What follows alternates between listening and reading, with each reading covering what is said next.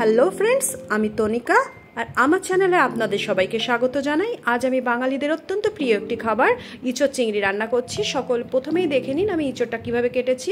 এই যে বীজগুলোর পিছনে যে লাল রঙের একটা ছিলকা থাকে সেটা ছাড়িয়ে নিয়েছি, এবং যে স্কিনটা থাকে মোটা স্কিনটা সেটারও যে বড় বড় যে আঁশ টাইপের থাকে সেগুলোও আমি সব ছাড়িয়ে নিয়েছি। ছাড়িয়ে ধুয়ে পরিষ্কার করে নিয়ে আমি এটাকে কড়াইয়ের মধ্যে জল দিয়ে আমি এবার সেদ্ধ করতে বসাবো। সেদ্ধ করতে বসানোর জন্য আমি একটু লবণ হলুদ দিয়ে নিয়েছি। তো বন্ধুরা, আপনারাও কিন্তু ইঁচড়টা এইভাবে কেটে নেবেন, কারণ আমি অনেকেই দেখেছি যে ইঁচড়টা একটু বড় বড় করে এর মধ্যে ছালগুলো ছাড়ায় না, তাতে কিন্তু একটু কষ ভাব থেকে যাবে। আমার মতো এইভাবে ইঁচড়টা কেটে নেবেন, দেখবেন টেস্টটা অনেক আকারে বেড়ে যায়। তো ইঁচড়টা রান্না করার জন্য আমি এখানে আলু কেটে নিয়েছি, পেঁয়াজ, রসুন, আদা, আর এই যে মিক্সিতে ট্রান্সফার করে নিয়ে এর মধ্যে আমি দিয়ে দিচ্ছি জিরে 1 চামচ ধনে, আর এর মধ্যে দিয়ে দেবো কতগুলো লাল লাল পাকা লঙ্কা। আমি কিন্তু আজকে এটা শুকনো লঙ্কা একদম ইউজ করব না, কারণ এই গরমে শুকনো লঙ্কা একদমই খেতে ইচ্ছা করছে না। তো এদিকে আমার এঁচড়টা সেদ্ধ হয়ে গেছে খুব ভালো মতো। তো এঁচড়টাকে আমি আলাদা করে সরিয়ে নিলাম। এবার আমি এটা যেহেতু চিংড়ি মাছ দিয়ে রান্না করব, তাই চিংড়ি মাছগুলোকে আমি লবণ আর হলুদ দিয়ে একটু ম্যারিনেট করে রেখে দিচ্ছি।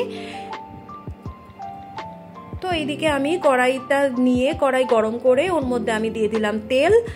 আর তেল দেওয়ার পর আমি সবার প্রথমে আমি আলুগুলোকে ভেজে নেব। আলুগুলো বেশ একটু লাল লাল করে ভাজা করে নিয়ে আমি এখান থেকে উঠিয়ে নেব।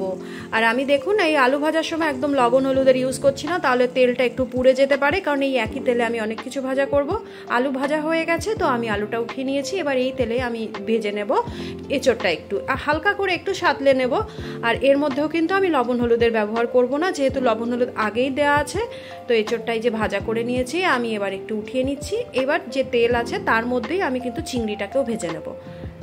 চিংড়িটাকে আমি একদমই বেশি ভাজা করব না, আমি পুরো এপিটোপিট করে আমি 40 সেকেন্ড মতো ভেজে আমি উঠিয়ে নিচ্ছি। এই যে দেখুন হয়ে গেছে, আমি উঠিয়ে নিলাম। এবার এই কড়াইতে তেল একদমই কমে গেছে, তো আমি এর মধ্যে দিয়ে দিলাম আরও অল্প একটু তেল।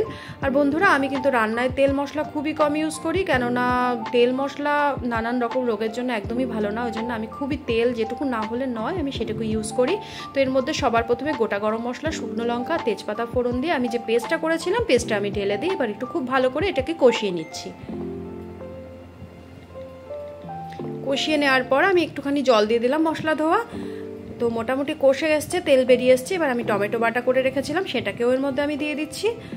এবার সব কিছু ভালো করে একটু নাড়িয়ে চাড়িয়ে নিয়ে এর মধ্যে দিয়ে দিচ্ছি লবণ আর হলুদ। লবণ হলুদ আপনারা আপনাদের টেস্ট অনুযায়ী দেবেন, আমি এতে লঙ্কার গুঁড়ো টুড়ো কিছু ইউজ করব না। এবার আমি মোটামুটি যখন কষে এসছে মশলাটা, তখন আমি দিয়ে দিচ্ছি এর মধ্যে ভেজে রাখা কাঁঠালটা, আর তার সঙ্গে আমি দিয়ে দিচ্ছি আলু। এবার এই কাঁঠালের সাথে মশলাটা খুব সুন্দর করে বেশ সময় নিয়ে এটা ভালো করে আমি কষিয়ে নিয়েছি।